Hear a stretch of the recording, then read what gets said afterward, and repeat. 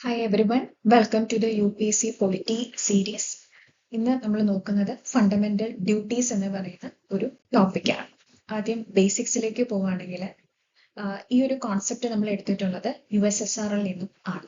ഇനി original constitution നമ്മൾ check ചെയ്ത് കഴിഞ്ഞാൽ അന്ന് ഫണ്ടമെന്റൽ റൈറ്റ്സ് മാത്രം ആണ് ഉണ്ടായിരുന്നത്. പിന്നീടാണ് ഫണ്ടമെന്റൽ ഡ്യൂട്ടീസ് കൂടി നമ്മൾ കോൺസ്റ്റിറ്റ്യൂഷനിലേക്ക് ആഡ് ചെയ്യപ്പെടുന്നത്. ഒരു ഭാഗത്ത് ഫണ്ടമെന്റൽ റൈറ്റ്സ് ഉണ്ട്, മറ്റൊരു ഭാഗത്ത് നമുക്ക് ഫണ്ടമെന്റൽ ഡ്യൂട്ടീസ് ഉണ്ട്. ഇവ രണ്ടും പരസ്പരം കോറിലേറ്റീവ് ആണ്, ഇൻസെപ്പറബിളുമായിട്ടുള്ള രണ്ട് കോൺസെപ്റ്റ് ആണ് ഫണ്ടമെന്റൽ റൈറ്റ്സ് എന്ന് പറയുന്നത്, ഫണ്ടമെന്റൽ ഡ്യൂട്ടീസ് എന്ന് പറയുന്നത്. നമുക്ക് എന്തൊക്കെയാണോ നമുക്ക് റൈറ്റ് ഉള്ളത് അതുപോലെ തന്നെ നമ്മൾ ചെയ്യേണ്ടതായിട്ടുള്ള കുറച്ച് ഡ്യൂട്ടീസുകളും കോൺസ്റ്റിറ്റ്യൂഷനകത്ത് പറയുന്നുണ്ട്. അപ്പോ ഒറിജിനൽ കോൺസ്റ്റിറ്റ്യൂഷനകത്ത് ഫണ്ടമെന്റൽ ഡ്യൂട്ടീസ് ഇല്ലായിരുന്നു. പിന്നെ എന്തുകൊണ്ടാണ് ഫണ്ടമെന്റൽ ഡ്യൂട്ടീസ് നമ്മൾ ആഡ് ചെയ്തത്? അതിൻ്റെ ഒരു ബാക്ക്ഗ്രൗണ്ട് എന്താണ്? നമുക്ക് 1975-77 ഇന്റേണൽ എമർജൻസി ഉണ്ടാവുന്ന ഒരു ടൈം പീരീഡ് ഉണ്ട്.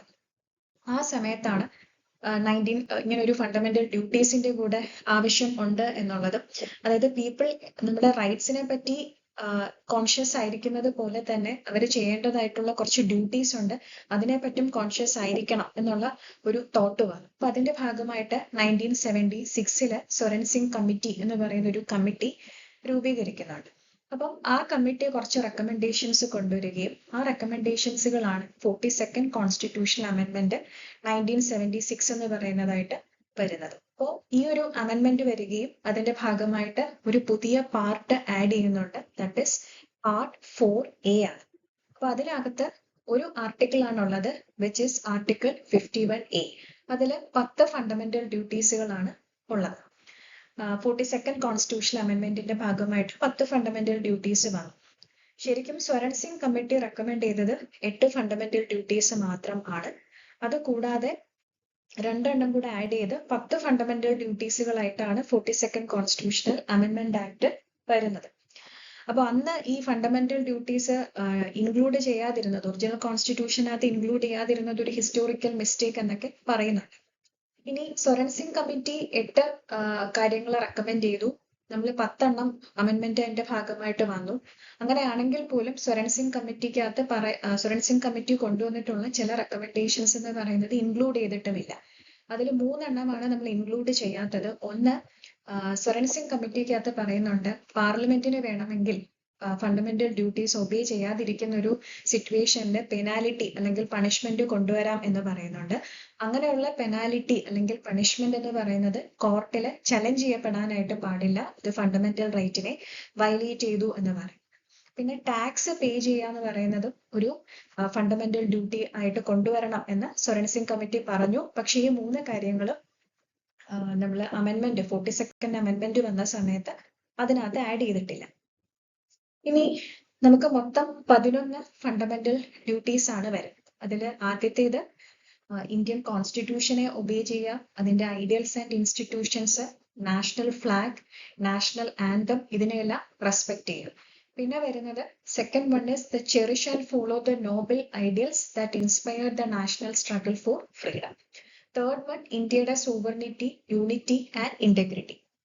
ഫോർത്ത് വൺ എന്ന് പറയുന്നത് നാഷണൽ സർവീസ് ചെയ്യേണ്ടതായിട്ട് വരുന്ന സിറ്റുവേഷൻസ്, നമ്മുടെ കൺട്രിയെ ഡിഫെൻഡ് ചെയ്യുക എന്ന് പറയുന്നതും നമ്മുടെ ഡ്യൂട്ടിയാണ്.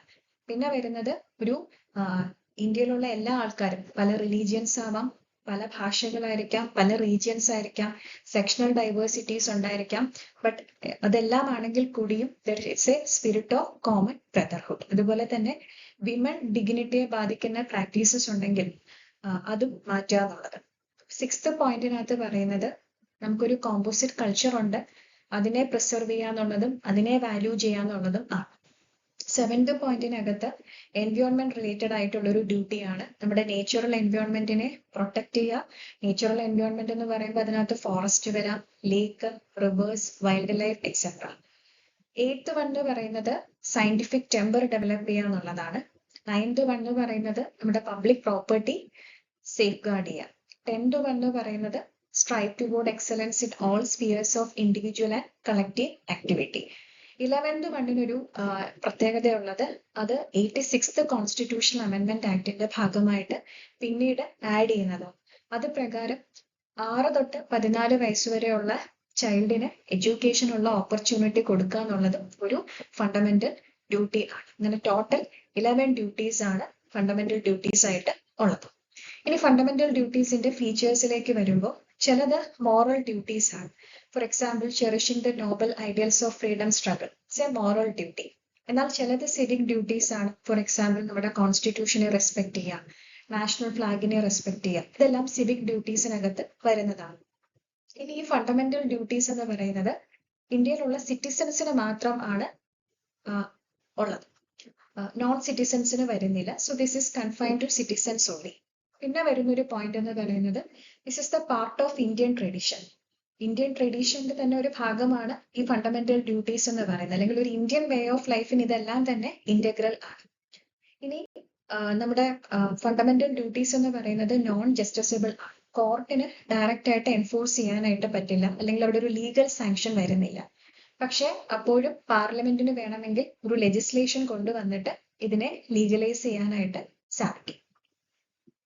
ഇനി ഇതിന്റെ ക്രിറ്റിസിസം, ഫണ്ടമെന്റൽ ഡ്യൂട്ടീസിനും കുറച്ച് ക്രിറ്റിസിസം ഉണ്ട്. ഒന്നെന്ന് പറയുന്നത് ലിസ്റ്റ് അത്രയ്ക്ക് എക്സോസ്റ്റീവ് അല്ല, കാരണം ചില ഇമ്പോർട്ടന്റ് ആയിട്ടുള്ള ഡ്യൂട്ടീസ് ഫണ്ടമെന്റൽ ഡ്യൂട്ടീസ് ആയിട്ട് കവർ ചെയ്തിട്ടില്ല. ഫോർ എക്സാമ്പിൾ ടാക്സ് പേ ചെയ്യാന്ന് പറയുന്നത് നമ്മൾ ഡിസ്കസ് ചെയ്തിട്ടുള്ള 11 ഫണ്ടമെന്റൽ ഡ്യൂട്ടീസിനകത്ത് വരുന്നില്ല.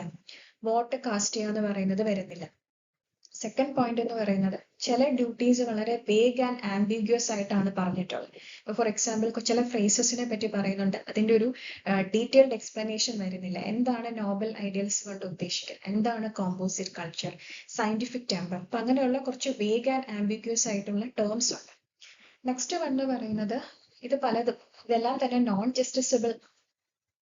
സ്വരൻ സിംഗ് കമ്മിറ്റിക്കകത്ത് പറയുന്നുണ്ട് പെനാലിറ്റി കൊണ്ടുവരാൻ വേണ്ടിയിട്ട്, ബട്ട് ഇതെല്ലാം തന്നെ ഇപ്പോൾ കറണ്ട് സിറ്റുവേഷൻ എന്ന് പറയുന്നത് നോൺ ജസ്റ്റിസബിൾ ആണ്.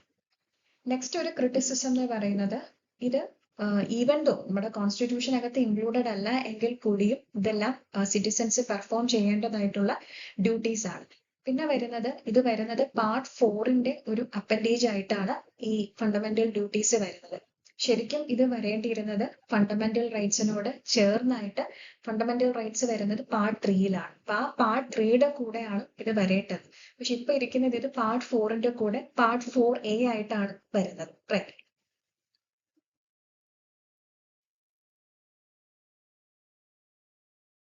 Next is significance of fundamental duties.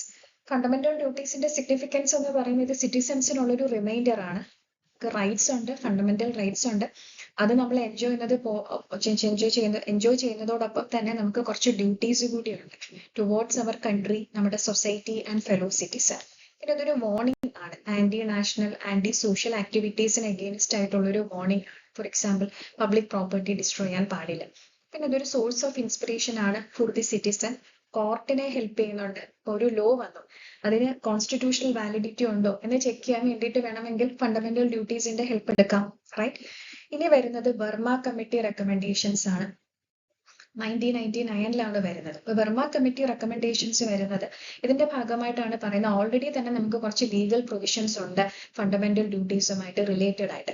Four example one of the fundamental duty ആണ് നമ്മുടെ environment and wild life protect ചെയ്യുക എന്ന് പറയുന്നത്. അപ്പൊ അതുമായിട്ട് കണക്റ്റഡ് ആയിട്ട് ഓൾറെഡി ലീഗൽ പ്രൊവിഷൻസ് ഉണ്ട്. വൈൽഡ് ലൈഫ് പ്രൊട്ടക്ഷൻ ആക്ട് 1972 വരുന്നുണ്ട്. ഫോറസ്റ്റ് കൺസർവേഷൻ ആക്ട് 1980 വരുന്നുണ്ട്. പിന്നെ prevention of insult to national honour act വരുന്നുണ്ട്. അത് പ്രകാരം നാഷണൽ ഫ്ലാഗ്, നാഷണൽ ആന്തം ഇതിനോടൊക്കെയുള്ള ഡിസ്റെസ്പെക്ട് പ്രിവെന്റ് ചെയ്യുന്നുണ്ട്. Protection of civil rights act 1955 വരുന്നുണ്ട്. അപ്പൊ ഓൾറെഡി തന്നെ കുറച്ച് ലീഗൽ പ്രൊവിഷൻസ് ഫണ്ടമെന്റൽ ഡ്യൂട്ടീസിന് വേണ്ടിയിട്ടുണ്ട് എന്നുള്ള റെക്കമെൻഡേഷൻ ആണ് വെർമ കമ്മിറ്റി വന്നത്. 1999 വെർമ കമ്മിറ്റി വരുന്നത്. So that's all about fundamental duties.